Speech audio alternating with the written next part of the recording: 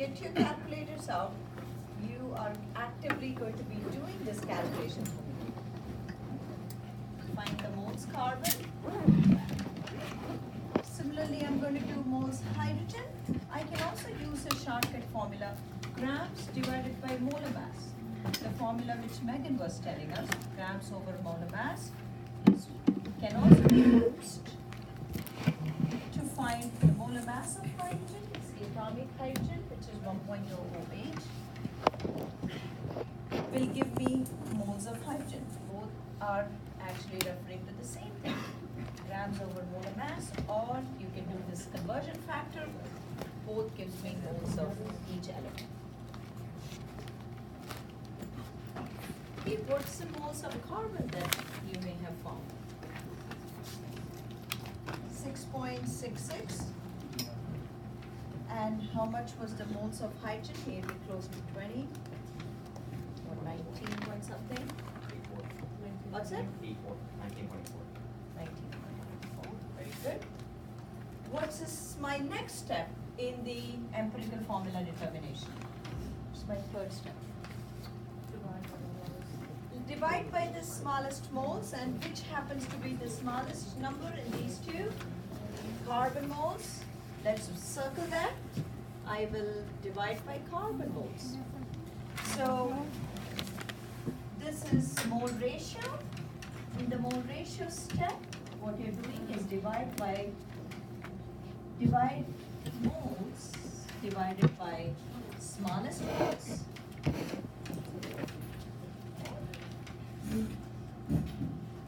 And what is this? I'm going to do for carbon. For carbon, it is 6.66 moles carbon divided by smallest moles, which also happens to be the same thing. At least one of them is going to be exactly 1. How about hydrogen? I take the moles of hydrogen, which is 19.84, divide by, again the same number, 6 smallest moles, okay? And what do we get? 19 over 6.66, almost 3? Yeah. 3. 2.97. So this is not one of those special rounding groups. Remember guys, if this is 0.3, 2.3, I cannot round it down to 2.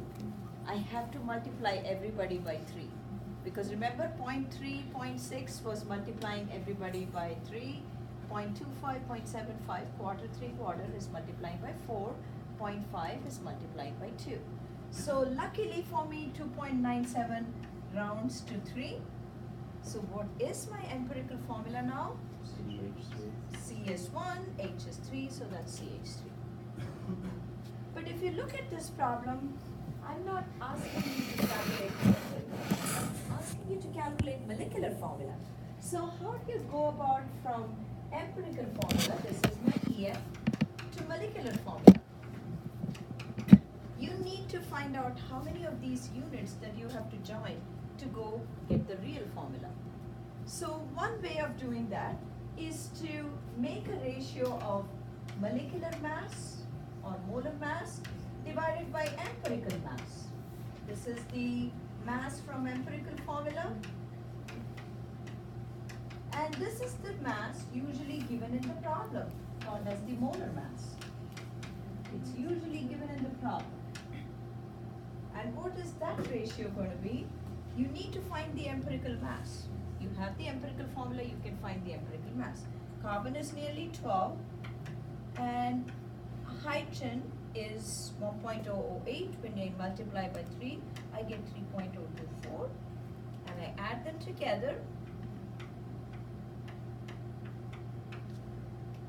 So my empirical mass is 15.035. What is my molecular mass? 30, that's given in the problem. What is that ratio? This you can round, there's no special rule for rounding. Almost 2. So how do we find the molecular formula? You take the empirical formula and multiply by what? 2, that ratio number you get. So my empirical formula that I found was CH3, and I multiply by the ratio of masses. This was the ratio of masses. This was molecular mass, this was empirical mass. And what is that formula going to give me? C2H6. So it's this one. Could you just like go over this and summarize it real quick, like what you did step by step? Okay, so this is 4-step problem, right? Okay. First, convert percent into gram. Look at the problem. We've given you percent carbon, percent hydrogen. Okay. Yes? The next step is grams into moles. We already know how to do that conversion, right? Mhm. Grams divided by molar mass gives me moles of each substance. You need to find moles carbon, you need to find moles hydrogen, okay? The third step is to pick the smallest moles. You compare this mole, I have 19.8 moles of hydrogen, I have 6.66 moles of carbon, right? So pick which is the small number, this one. Take every mole, divide by the smallest number. Let's do carbon. Moles of carbon was 6.66. I divide by the smallest number, which happens to be the same. So that gives me exactly 1 moles of carbon. How about hydrogen? Take the moles of hydrogen, divide by the smallest number, and that gives me 2.97. Now comes these moles of carbon, moles of hydrogen, which will be if it undergoes simple rounding, which indeed, in this case, I would write it as a formula called as empirical formula. Carbon's relative moles is 1. Hydrogen's relative mole is 3. So the formula is CH3. Okay? Now what happens? This formula, can it be reduced any further? Is there a common multiple? Is it anything? Nothing. So if it cannot be reduced, obviously this is what is called as empirical formula. Next quest is to find the molecular formula. How do we do that? We happen to know that the ratio of the masses, molecular mass, which is given in the problem, divided by the empirical mass, which comes from the empirical formula, gives me a nice ratio. That tells you how many of these little units that I have to join to make my formula, okay, the real formula. So you can imagine empirical formula. I often say that empirical formula is like the blocks in Lego blocks, right? This is my CH3, this is my CH3.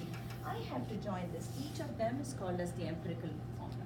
When I join them together, what do I get? I get C2H6. This is called as molecular formula. This is the whole entire tower. And this is gonna be on the test?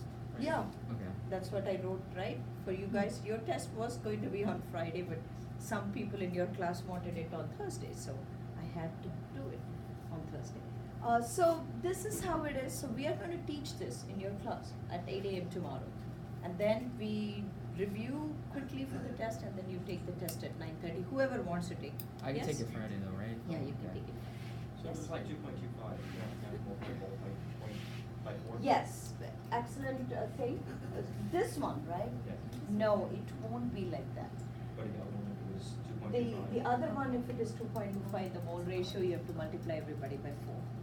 The Mole empirical mass ratio. by 4, or the Yeah, ratio. the ratio by 4. Okay. And we did one problem for iron compound, Yeah. which is in the slide, we had to multiply by 3. 2 actually, yes. So if they just ask for the empirical formula, we stop at CH3. You stop at CH3. If they ask you for molecular formula, you have to go one more step and do the ratio and find. Okay. So that is actually, let's say that, you know what, this is too complex, Professor, I don't understand this. This is a part 2 question, okay, which is worth 8 points, okay. Suppose you don't understand, you don't know how to proceed, make it like an essay question. Write as an essay, how do you find empirical formula when you have percentage? Write the words. From the percentage, I convert it into grams. From the grams, I can convert it into moles of elements. And from moles of elements, I pick the smallest moles and you write it as steps. Step 1, step 2, step 3, I find this mole ratio by dividing by the smallest moles.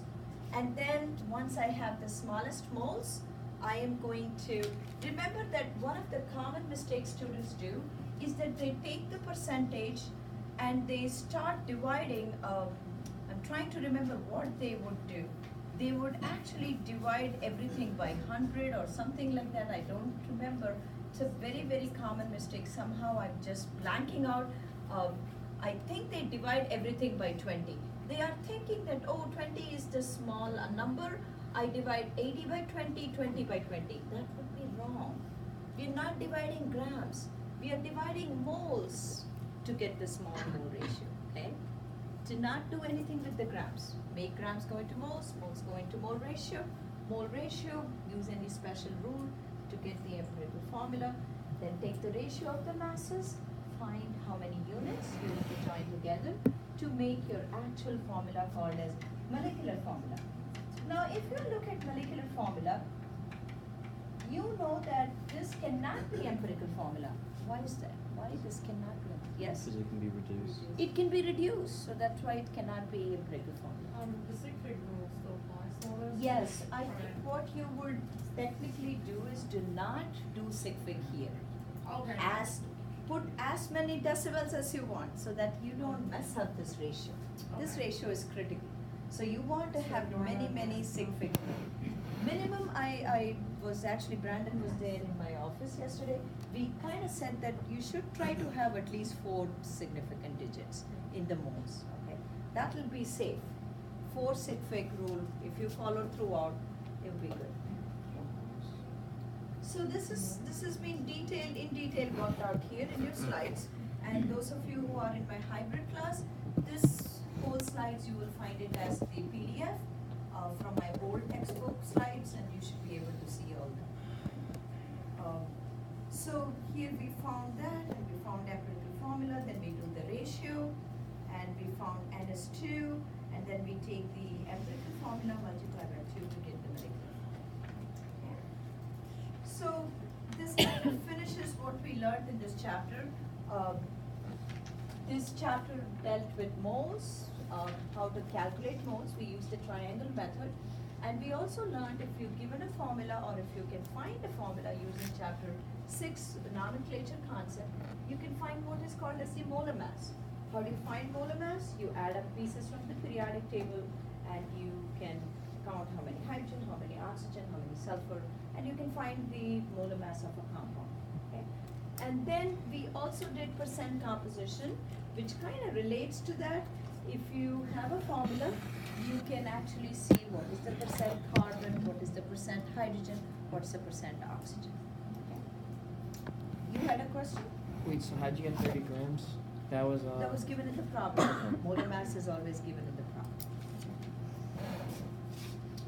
We also did empirical formula and molecular formula determination in this chapter.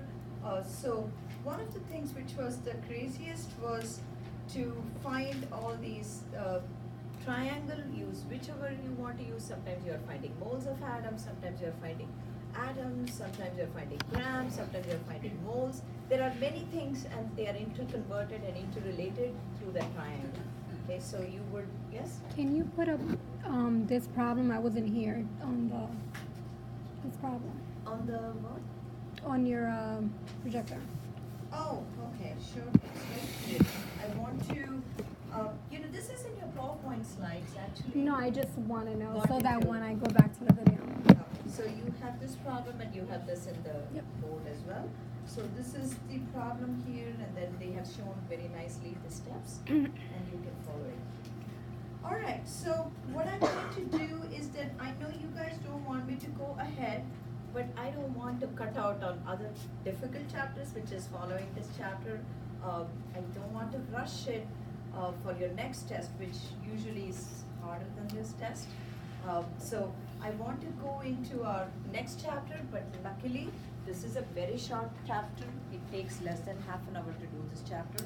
So I finished this chapter. It is not included in your test, but I'm going to assign problems in your extra credit from this chapter or extra credit so that you would have to do over the break this chapter, okay? Or homework from this chapter over the break, yes? This is chapter 9. This is chapter 9 and it's not included in your test on Friday, okay? This is just going ahead, yes? On the homework, chapter 9 is included on it Included, yeah, you see. And when is it due? tomorrow. It's due tomorrow, so what you should probably be able to do it after today's lecture. Okay, so I expect, that's why I wanted you guys to get started on this. So this chapter, I'm going to be teaching. So Brittany, if you are here listening to this lecture, you don't have to stay after the review tomorrow. You're not taking the test tomorrow. Brandon, you're not taking the test tomorrow. And you've listened to this chemical chapter. You can leave right after at 9:15. You can go home. You don't have to, I will not mark you absent because you are not taking the test tomorrow and you're not required to attend the lecture. Because the lecture which I'm planning to do at 11 o'clock is this chapter. Okay, so since you're listening here, that counts that you know this chapter, right? So that's good for you guys. Thank you. All right, so here is some of the things we already know from our previous chapter. How do you find molar mass?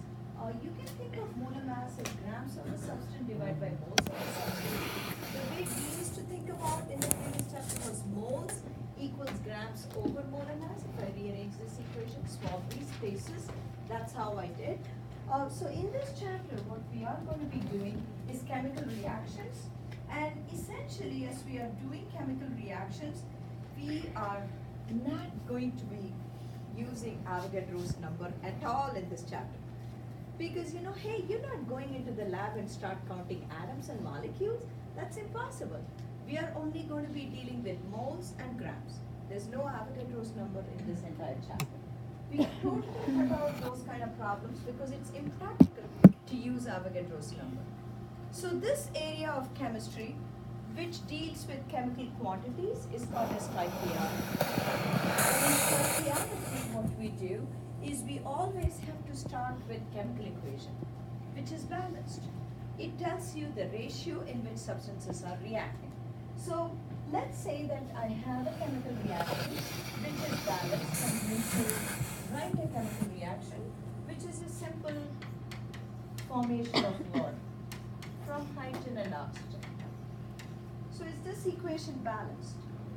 No. So let's balance this equation to make our stoichiometry good. And stoichiometry is a branch of chemistry which deals with chemical reactions. Okay, so how would I balance this reaction? 2H2, so that makes it 4H2, 2H2, right? So that would give me 2 oxygens, 4 hydrogens, and this side I have 4 hydrogens and 2 oxygens. And that's combination, right? Yeah, this is called as combination reaction. Good point. Yes, this is called as combination. How do you recognize combination? You get only one product. And the opposite, if H2O goes to H2NO2, what would we call that? Decomposition, because it splits up to give you the decomposition. Now it's unwrong. So this reaction, as pointed by Sebastian, indeed so. This is called as combination reaction because you get only one product. If I had H2O going into H2 plus O2, which is the opposite of combination, it's called as decomposition. All right, so now that we have this nicely balanced, what does this balance tell me? Does it tell me that if I have 2 grams of hydrogen, because that 2 comes from here, and 1 gram of oxygen, I should get 2 grams of water? Is that true? What does this 2, 1, and 2 represent? It actually represents a ratio of molecules. If I have 2 molecules of hydrogen, which I am going to draw with open circles, and if I have 1 molecule of oxygen, which I'm drawing with closed circle, which is O2, it is going to give me 2 water molecules. You see, everything is used up. You have 4 open circles, 4 open circles. That's 4 hydrogens. I have 2 oxygen closed circles, 2 oxygen closed circles. So that's what is the reaction ratio. This 2, 1, and 2 gives me the ratio in which molecules are combining to give me the product. And so it is not the gram ratio. In fact, the gram ratio should be such that the grams here should match the grams here, and we call it law of conservation of mass. So these coefficients that you see here, they are actually molecule ratio. So I have 2 molecules of H2 shown here.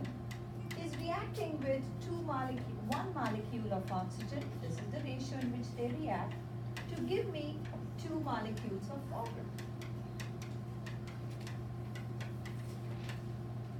But for all you know, we still don't deal with one single molecule in chemistry. We deal with a huge collection of molecules. If I multiply everybody by Avogadro's number, what happens then? Molecules times Avogadro's number gives me moles. So I will have 2 moles of hydrogen is reacting with 1 mole of oxygen,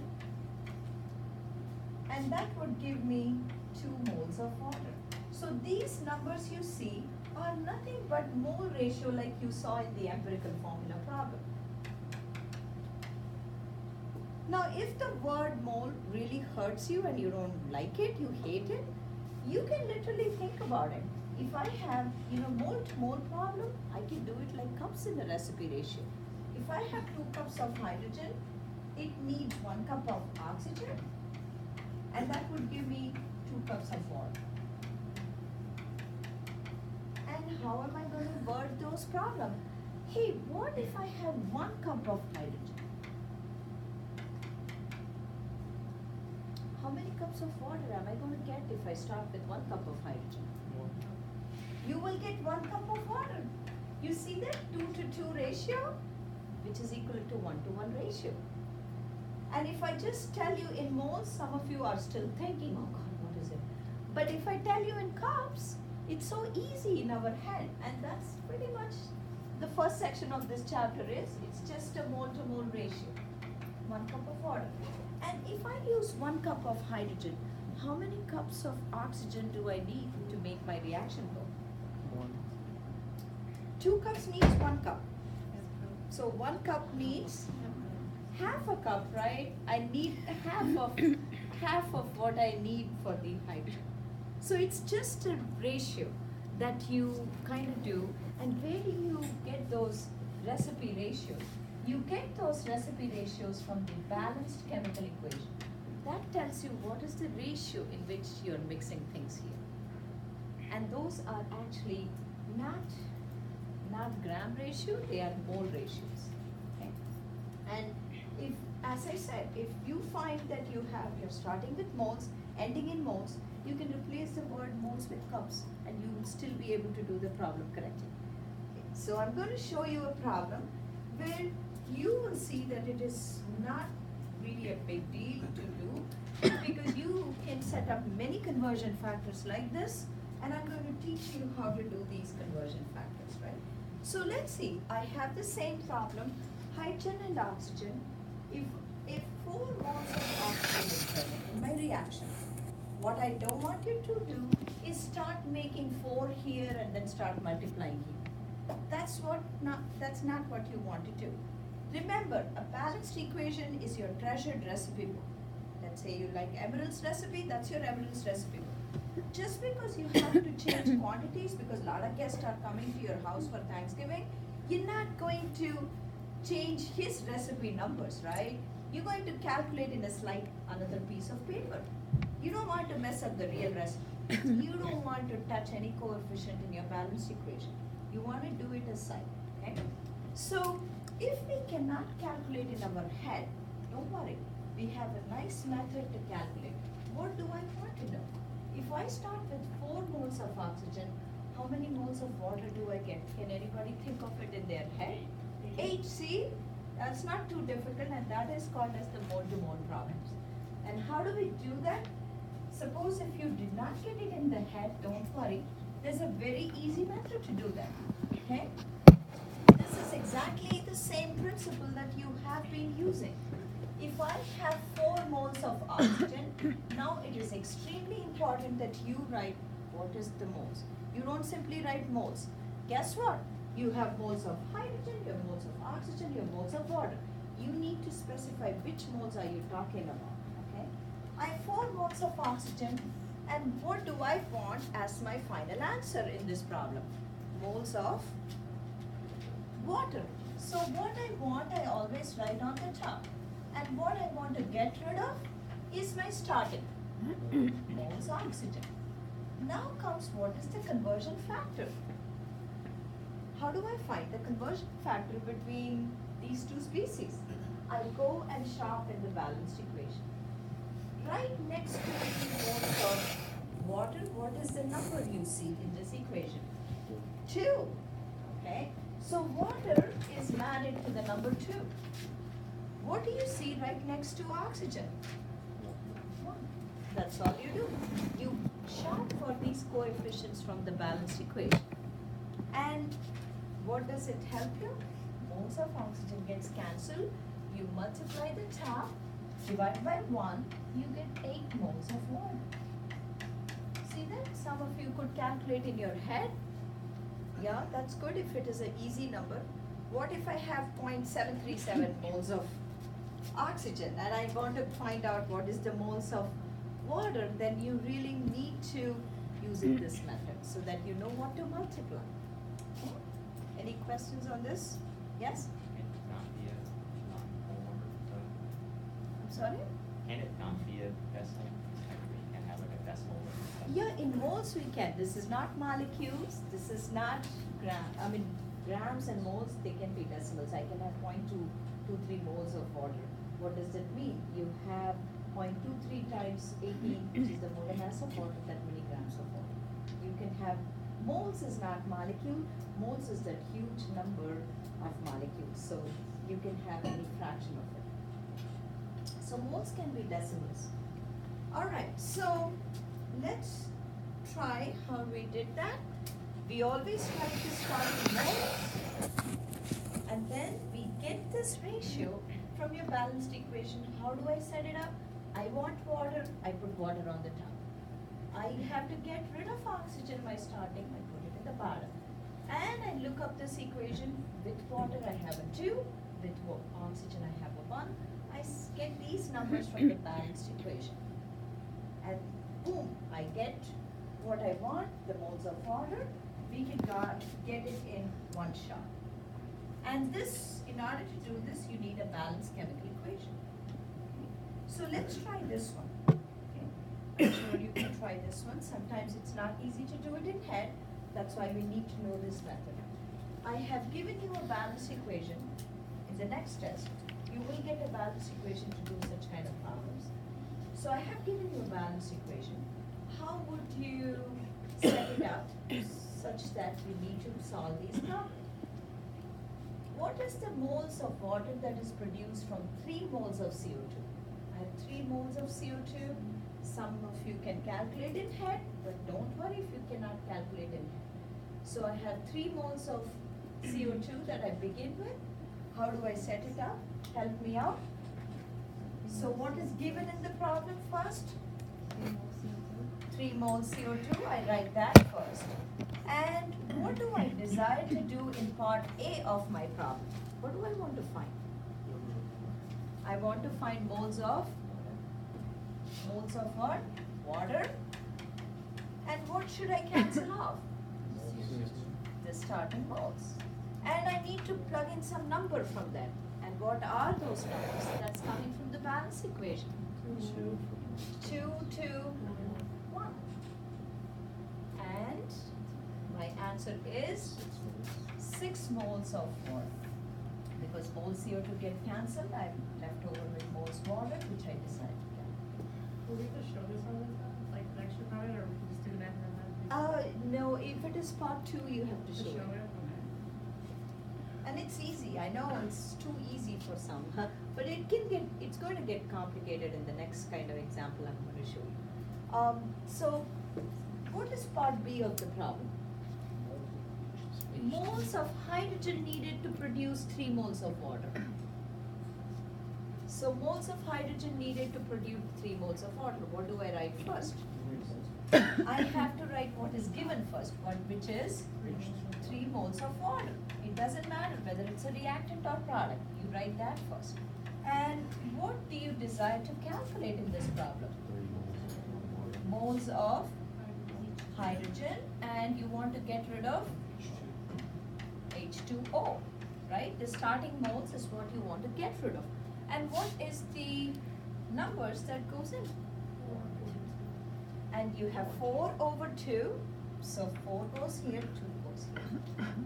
You get the 2 from the, Balance equation, Yeah. all these guys come from this. 4 with hydrogen, 2 with water. Okay? And so what does that give me? So 12/2, it's again 6 moles of water. H2, not H2O, 6 moles of H2. That's what you're going to calculate. Okay, so any questions on this? So the mole ratio comes from the balanced equation, which converts one mole to the other mole. When you have one substance to the other substance, you need to have the balanced equation. Alright, so I just now want to show you guys another problem.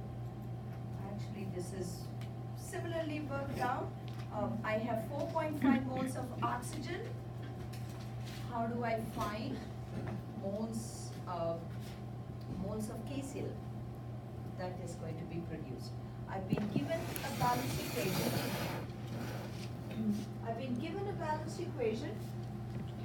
And I need to find out moles of KCl produced from 4.5 moles of oxygen. So let's set up a ratio. So always write what is given in the problem first. What do I write first? So I write 4.5 moles, but don't simply write 4.5 moles. I need to say which substance. So there's so many substances here. 4.5 moles of O2. And how do I set up next? So you need moles KCl back, and you need to get rid of moles 2. And you're going to shop for those ratios from the balance equation, which is 2 to 3. Okay? Sometimes it's not easy to calculate in head, and such as in this problem. So I have 4.5 times 2, which is 9, divided by 3. My answer is going to be 3 moles of KCl, which I can calculate. Okay? Yes? So with this, remember how we times by 2, where this has nothing to do with that? No. So there are many such problem which deals with mole to mole. This particular type of problem is called as moles to moles conversion. You start with moles of one, get the moles of the other substance. You get the mole ratio from the balanced chemical. The second kind of problem, which happens to be tougher, is actually called as the when grams is involved. And I'm going to give you guys a shortcut for such a problem. Let me see this picture. Will help you. So what I'm going to now change it is that I'm going to perhaps give you grams of a substance, not moles of a substance. But you know that grams of a substance is not related to grams of other substance. They have no relationship. What is related through balance equation is moles of one substance is related to moles of the other substance. Through the balance equation coefficient, what we call it the mole ratio. So the way you would go about doing such kind of problems is that if grams is given, then make it go into moles. Then moles of A goes into moles of B, your desired substance. And how do we do that? We need the balanced equation, and we have been doing that. Moles of one was converted to moles of the other using balanced equation coefficient. Then once you have the moles, using the molar mass of the next substance, you can find grams of the substance. So this kind of problem is called as the grams to grams problem. And how do we do grams to grams problem?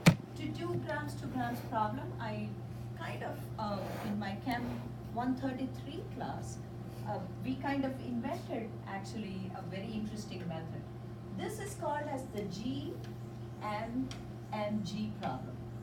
So if you have a reaction where A is going to be, this is grams of A, it goes to moles of A, and moles of A goes to moles of B, and for this you need the balanced equation, and that's what we have been doing so far.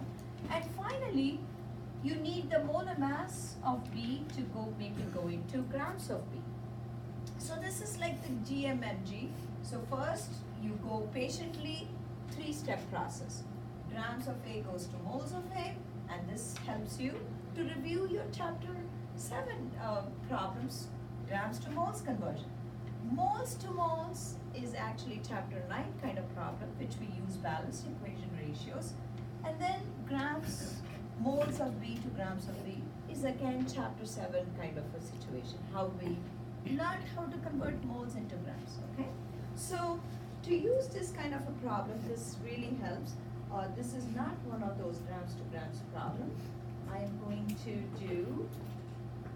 skip the molecules because we don't do molecules type of problem. So I'm going to do this problem, which is actually exactly something similar to that.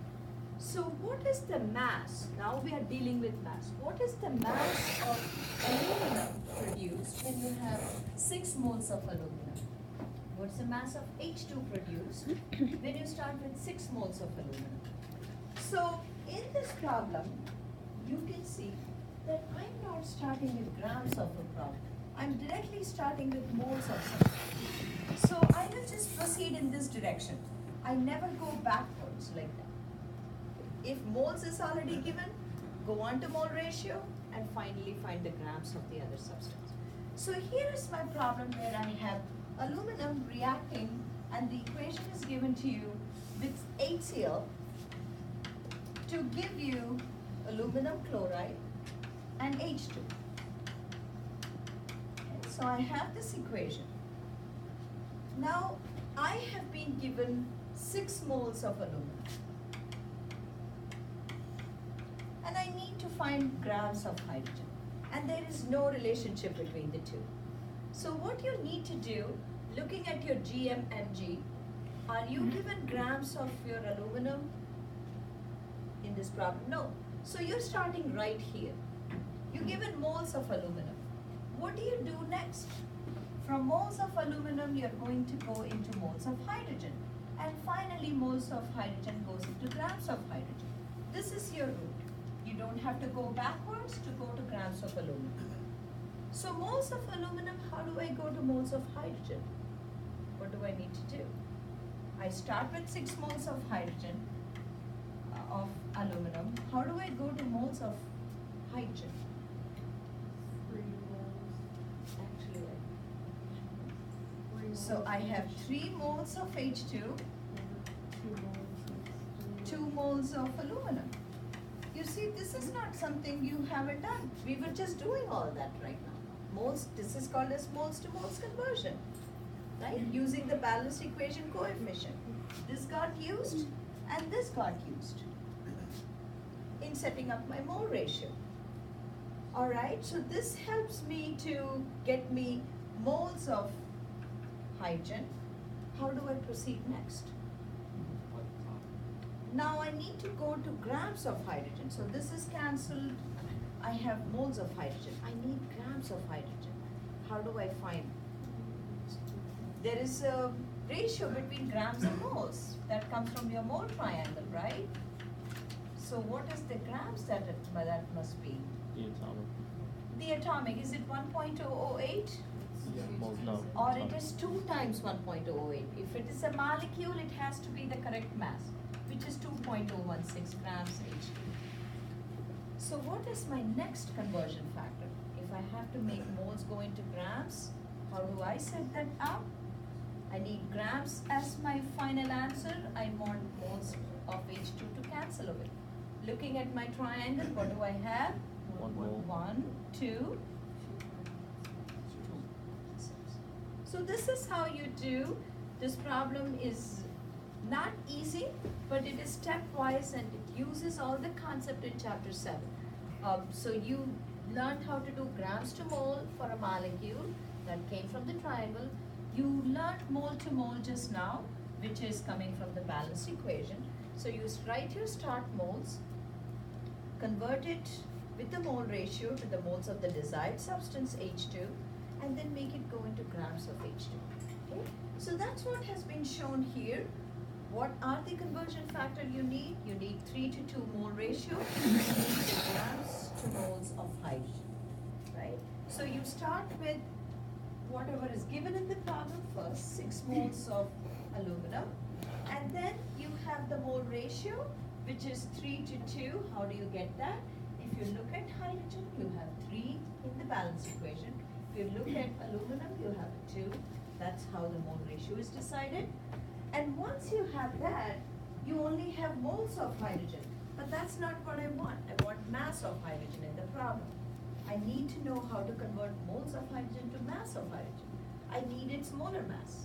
What does molar mass mean? It's the mass of 1 mole of a substance. So then I get my next ratio, grams of hydrogen to 1 mole of hydrogen, which is the molar mass. And that gives me the grams of hydrogen produced in this problem. So I have this problem where let's try to work this out. How many moles of water is produced from 325 grams of octane that is burned?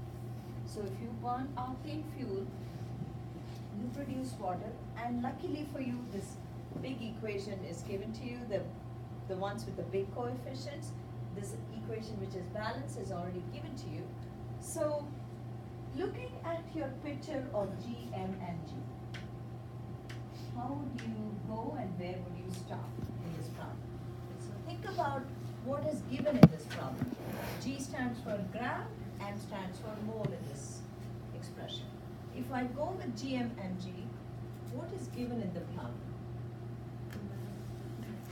I am given grams of octane. So this is grams of octane. I need to make it go into moles of octane. Then moles of octane goes into moles of what? What is the other substance that I'm interested in this problem? Water. Water. So that will go to moles of water. And do I need to find out grams of water in this problem? No. Which means that I will stop right here. I need to do these steps. Starting with grams, make it go into moles. And this is chapter 7 review for you guys. If you have grams of octane, how would you make it go into moles of octane? What information do you need to make it go into moles? The molar mass, right? So octane is C8H18. And what is the molar mass? Oh, I need to calculate that. 8 carbons and 18 hydrogens.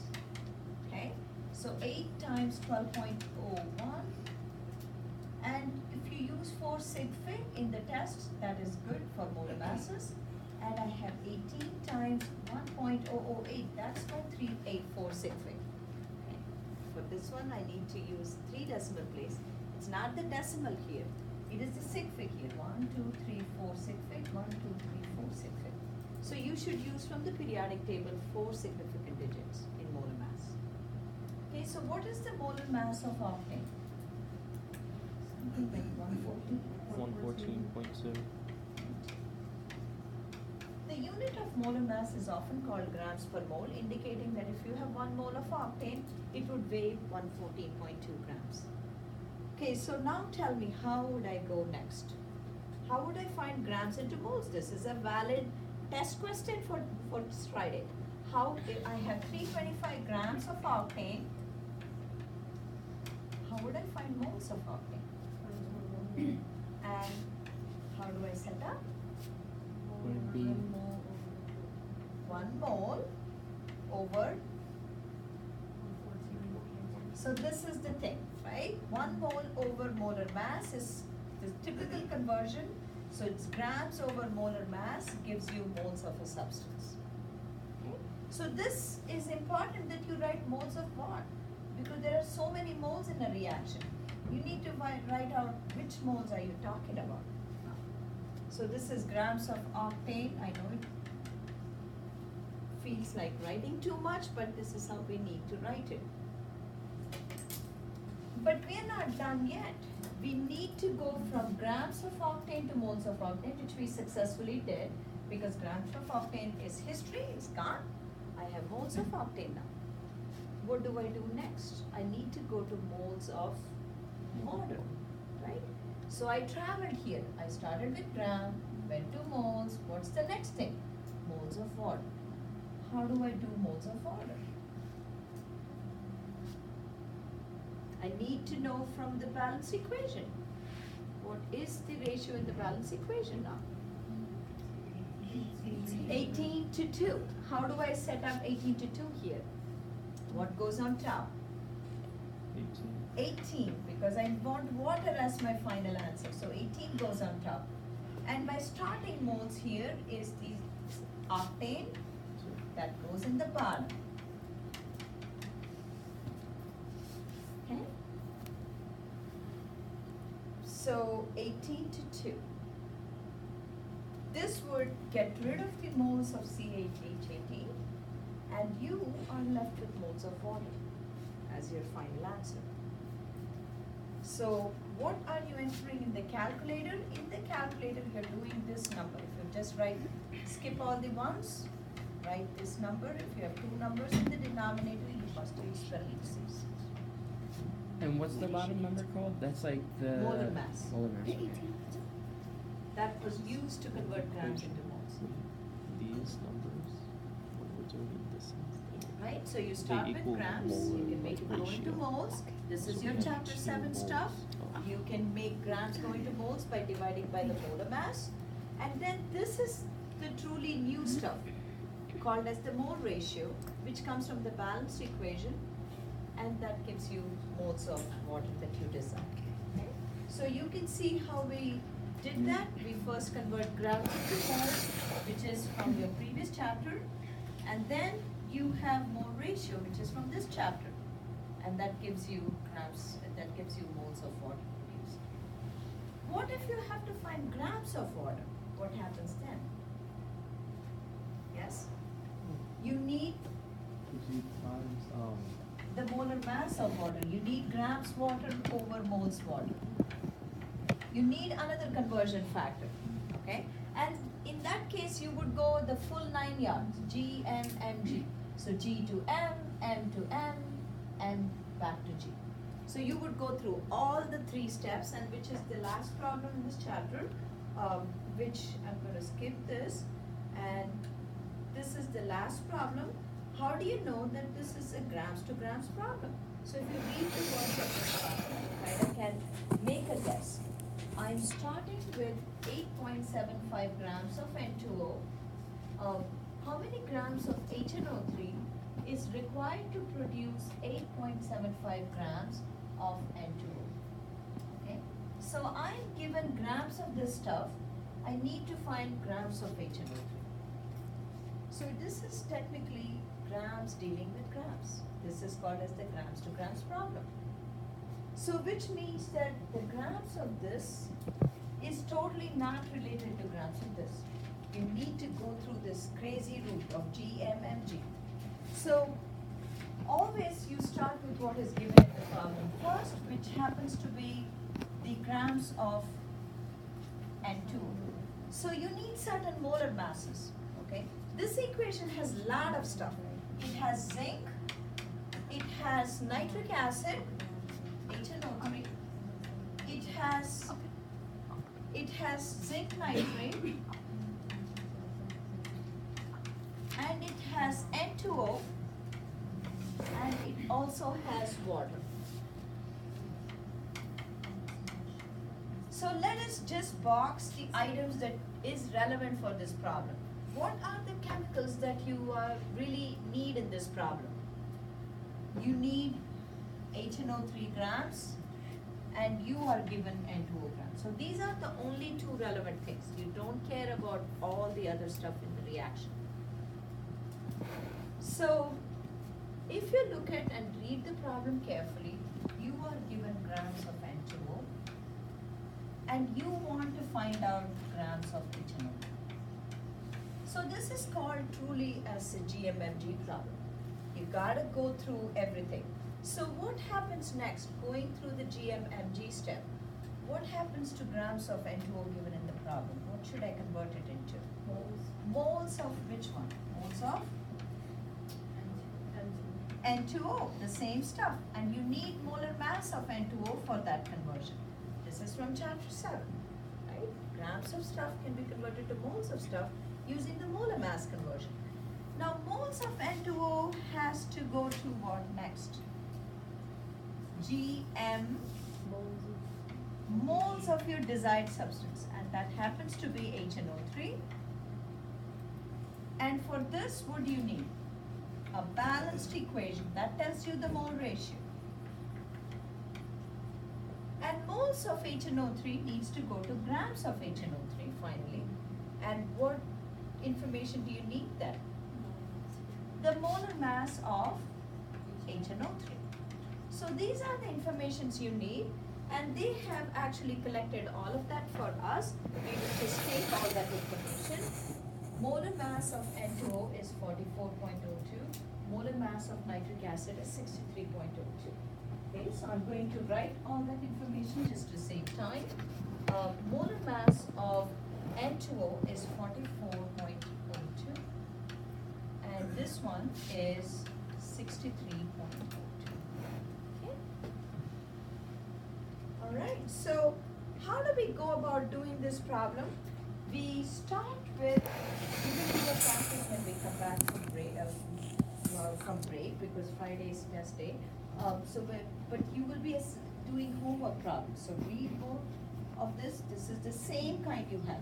You have only, if you remember GMMG, sometimes moles to moles, you are just going this, just looking at the balance equation. If you're going grams to moles, you go through this route. If you're going grams to growth, that's the full 9 yards, you have 3 conversion factors. So this is my full problem. I have grams of N2O. I go to moles of N2O by dividing by the molar mass. Then what is my next conversion? I have to go to moles of N2O, I have to go to moles of HNO3. I need that mole ratio from the equation, which happens to be 10 HNO3 to 1 N2O from the balanced equation. So this enables and gives me moles of HNO3. I'm not done still. I went from G to M to N. Now I need to go to G of HNO3. How do I do that? I need the molar mass of HNO3, which is 63. I want grams as my final answer, so that goes on the top. Divide by 1 mole of HNO3. And so there are 3 conversion factors, obviously, because it's a 3-step problem. G to M to N, and M to G back. So this is like GMMG, so there are 3 conversion factors. It takes time to do such problems when you're trying to attempt. I can move your homework to probably the weekend, but I do want you guys to attempt rest of the question in the homework so that it preps you up very good. Perhaps I'll make it for Friday night or something like that, so at least you will have rest of the questions done. This chapter you can do it after the test also, so that it gives you time. But I do want you to attempt all the other questions. That's why I have it before the test, so that you have looked at the homework. Make sure that you do all the rest of the chapters well. Okay. Right. So this gives me 125 grams of HNO. So obviously this is not included in your test, but I have assigned homework, and for my other class, their extra credit is included from this chapter. This chapter is included in extra credit, so you have to do this. I will be lecturing your class. In fact, your class will have a little bit longer lecture in this chapter, but it is the same content, exactly same. Tomorrow, yeah. That'll be unfortunately at 11 o'clock. If you want to do something else, come back, you're welcome to. Okay. All right, so I'm going to go into review slides. I've already loaded it. In case you don't know where the review slides are, just want to point out where is the review slide. If you go to contents and you go to module 3 and you go to exams and review and you have practice test, you also have review 3, which is a PowerPoint slide. It's right here. And since we did so much of the moles chapter and we did empirical formula problem already just today, I'm going to concentrate more on the chapter 6 nomenclature. But by the way, this nomenclature, I believe it is close to about 20% of your test. It is not too much, Okay, it's only 20% of the test that you got. Already had a quiz on this. So review from your quiz. And all the nomenclature that I have in the test is multiple choice. So maybe when you see a pattern, it comes back to you. So remember, there is type 1 metal and non-metal. That would be having no Greek prefixes, there is no monoditriene ionic compound, and there is no Roman numerals in type 1 ionic compound. So what are my type 1 metals? Do we remember type 1 metals which do not like Romans, which do not like the Greeks? So which metals are those? Alkali metals, very good. Alkaline earth metals. And what else? We know how to remember them. Aluminum, zinc, and silver. They go in a diagonal down. So aluminum is what charge? 3, zinc is, and silver. So these guys, no Roman numerals. If I write it as barium 3, barium 2 phosphate, totally wrong. Doesn't need Roman numerals, right? No Roman or no Greek prefixes. What are Greek prefixes? Mono, di, tri. When do you use Greek prefixes? No. For only molecular compounds, which contains all non-metals. Okay, so we don't use this, no Greek, no Roman, for type 1 metals. So how is the type 1 metal going to happen? In fact, I actually got you guys to show you what is the solubility chart I'm going to give. It has many labels in it. This is the solubility chart you're going to get in the test. It has the chloro with the names, and on top of it, I have all the names of the polyatomics. I have like carbonate, sulfate, I even have like iodide, chloride, bromide, everything is here on top of this. So you essentially have a polyatomics chart. The formulas are over there, the names are over there. So if I want to make sodium nitrate, it's easy.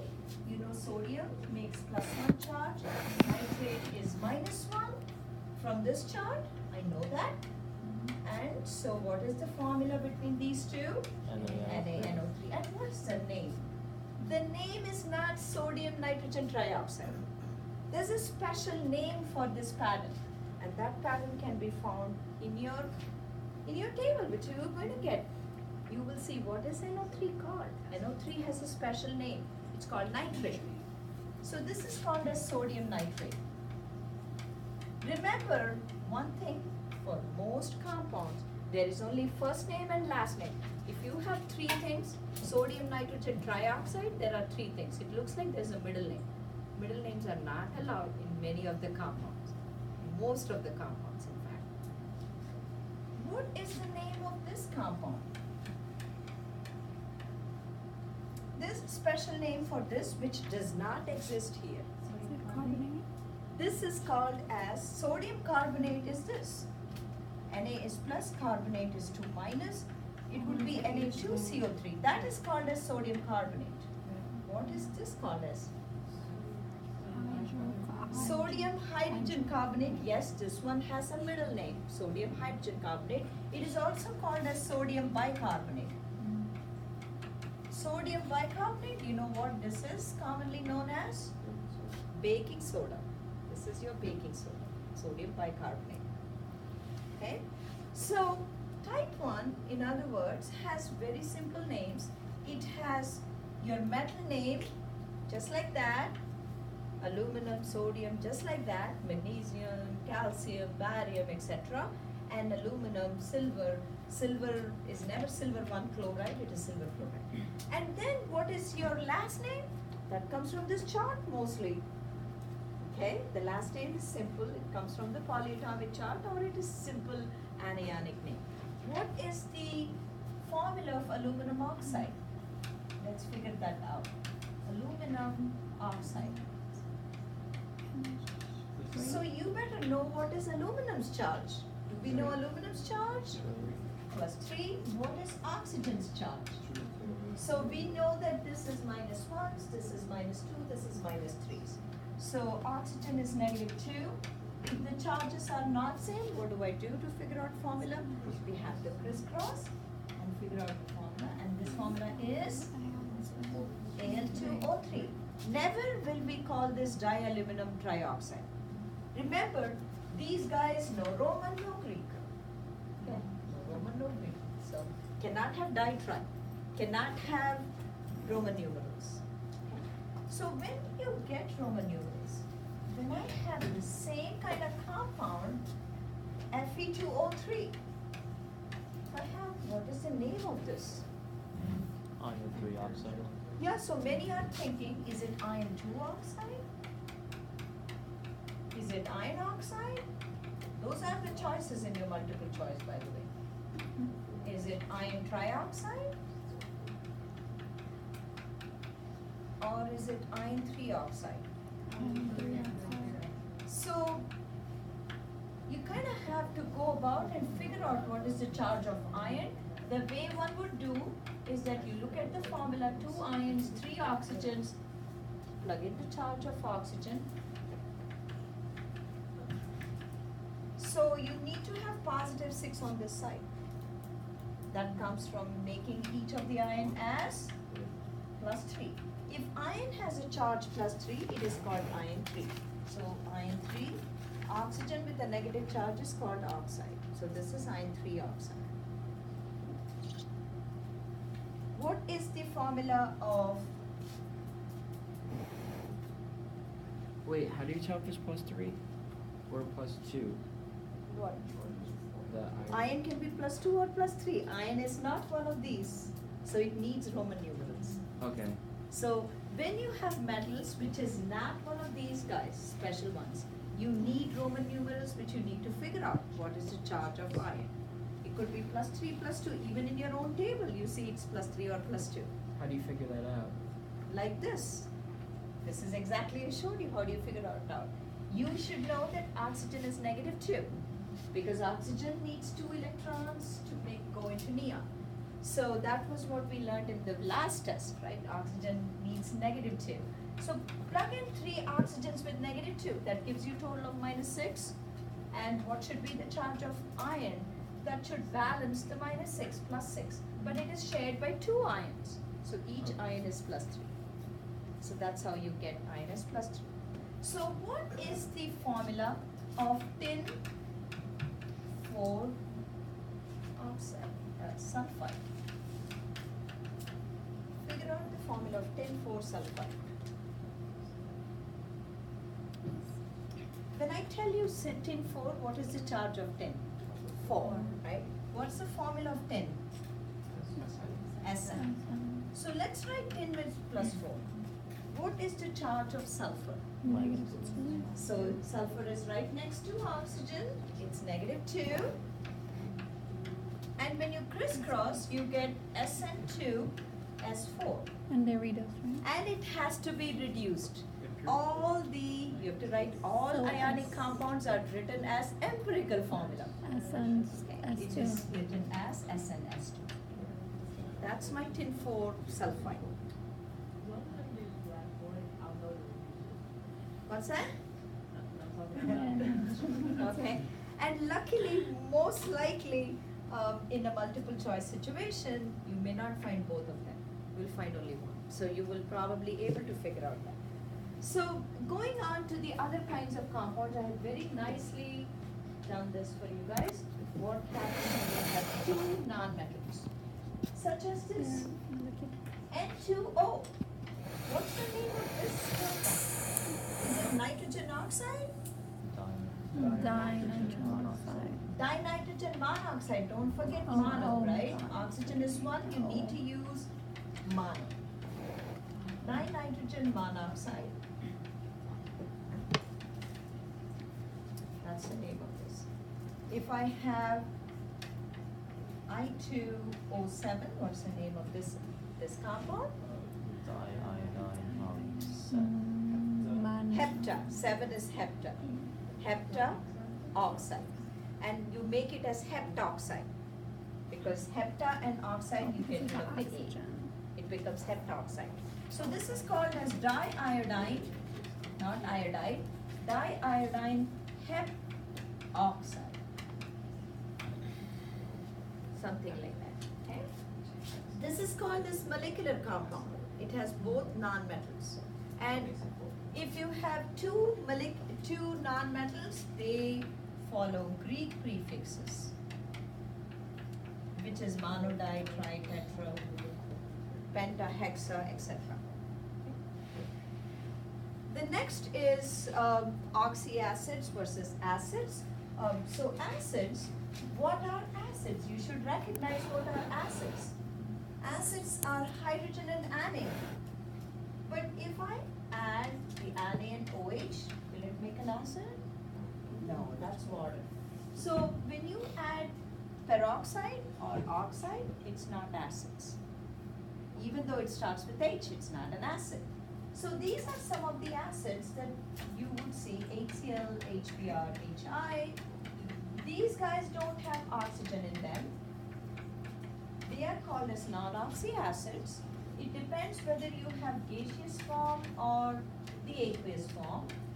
In the gaseous form, this is called hydrogen fluoride, hydrogen chloride, hydrogen iodide, hydrogen bromide, just like sodium chloride.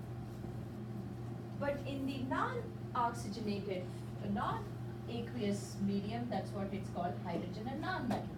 In the iode form. In the aqueous form, it will be hydroic acid. Okay, having said hydroic acid, what is the name of this acid in the aqueous medium? Hydrofluoric acid, hydrochloric acid, hydrobromic, hydroiodic, hydrosulfuric. Okay. In the terms of oxyacids, when you have oxyacids, now how do you use this chart cleverly if you have oxyacids? So let's say that I give you an acid HNO3. You will see in the chart NO3 is called nitrate. So 8 becomes ic acid. So if you have nitrate, erase the 8 and write it as ic acid. Okay? So that's how you would name nitric acid. What is the name of this acid? H2CO3. Oxyacid never will start with hydro. Okay? So what should be, does it have oxygen in it? Yeah, so it cannot start with hydro. So what is CO3 called as? Carbonate. So I'm going to demonstrate to you. From your chart, I have carbonate written on the top, okay? Take the carbonate. Okay, you recognize carbonate. Erase the 8 with your eraser and write it as ic acid. 8 becomes ic acid. You got it. And what happens if you have ite? There is no ite in this entire chart. You need to know. How do you make ite? If you have NO3 is 8, what is ite? This is nitrate. Nitrite is going to be NO2 minus. One less oxygen. It's called ite. So 3 and up is 8, 2 and below is Not I. 3. Phosphate is 4 is 8. That's why you have this chart. Okay. PO4 3 minus is called as phosphate. What is phosphite? PO3 3 minus. One less oxygen, same charge, is phosphite.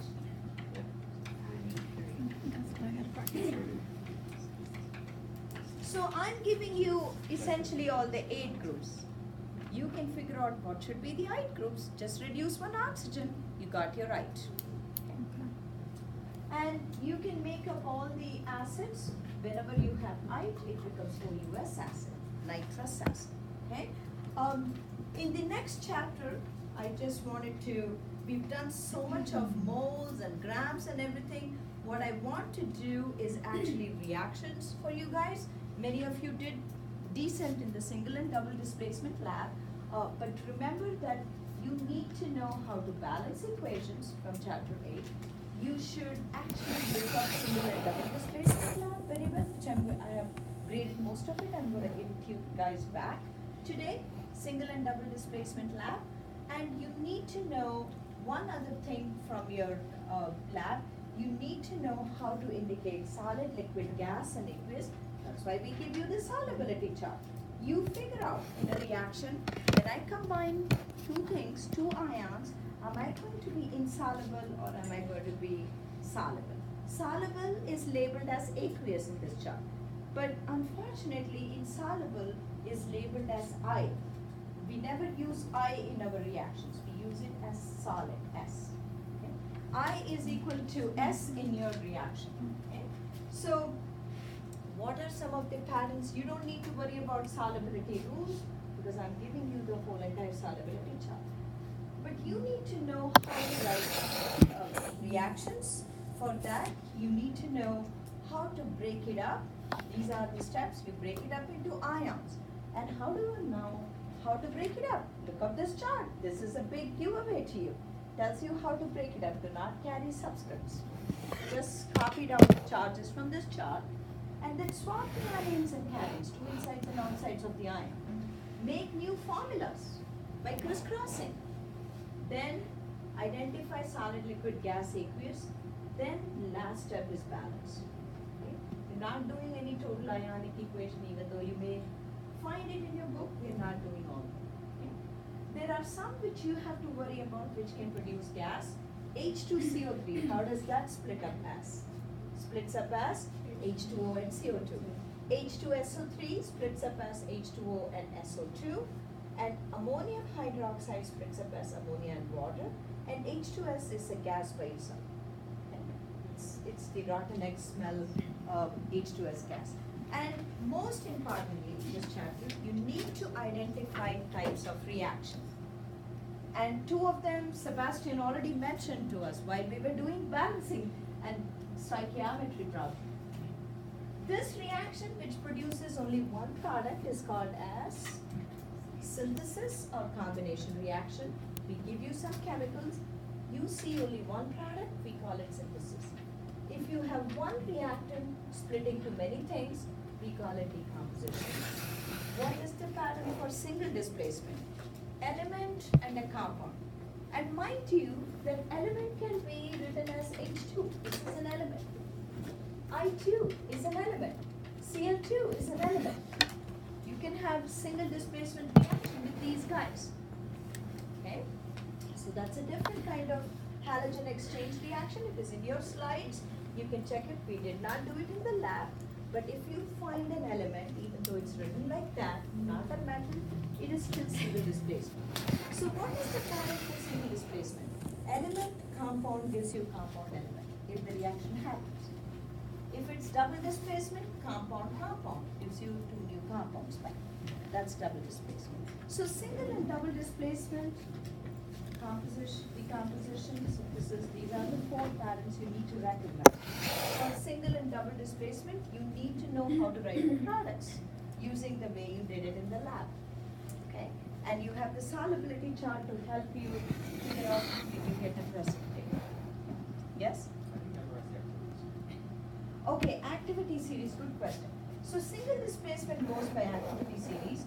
Group 1A, you don't have to memorize individually, and I won't give you anything that would be more confusing than.